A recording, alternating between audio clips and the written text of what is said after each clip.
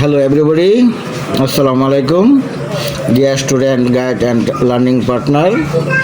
আজকে আমি তোমাদের সামনে ভার্ব সম্পর্কে আলোচনা করব, ভার্বের ফর্ম ও গঠন সম্পর্কে। ভার্বের ফর্ম, গঠন বা রূপ কয়টি ও কী কী? আনসার: ভার্বের ফর্ম তিনটি, যথা 1 নম্বর প্রেজেন্ট, 2 নম্বর পাস্ট, 3 নম্বর পাস্ট পার্টিসিপল। ভার্ব অর্থ হলো ক্রিয়া, ক্রিয়া মানে কাজ। ভার্বের present form, past form, past participle form. Present হলো 1 নং ফর্ম, পাস্ট হলো 2 নং ফর্ম, পাস্ট পার্টিসিপল হলো 3 নং ফর্ম। প্রেজেন্ট ফর্মকে আমরা B1, 2 নংকে পাস্ট B2, পাস্ট পার্টিসিপল 3 নংকে আমরা B3 হিসাবে অভিহিত করতে পারি।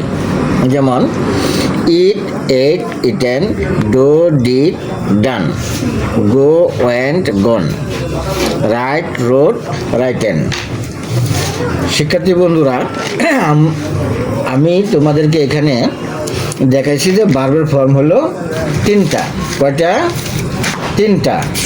এখন এই 3টা ভার্ব পরিবর্তন হয়। প্রেজেন্ট থেকে কি হয়? পাস্ট হয়, পাস্ট থেকে পাস্ট পার্টিসিপল হয়।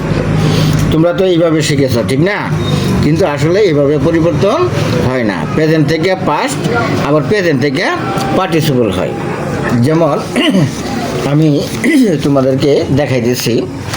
ধরো plus EN equal to eaten, do plus any equal to done. এখন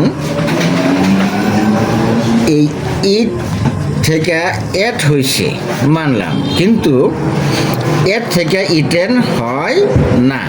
কারণ এখানে আমি দেখাচ্ছি তোমাদেরকে যে eat plus EN equal to eaten. এই ইটের সাথে ইএন যুক্ত হয়েছে, এই এইটের সাথে ইএন যুক্ত হয় নাই। তাহলে ইট, এট, ইটেন অর্থাৎ প্রেজেন্ট থেকে পাস্ট, পাস্ট থেকে পাস্ট পার্টিসিপল হয় না। এই প্রেজেন্ট থেকে কি হয়?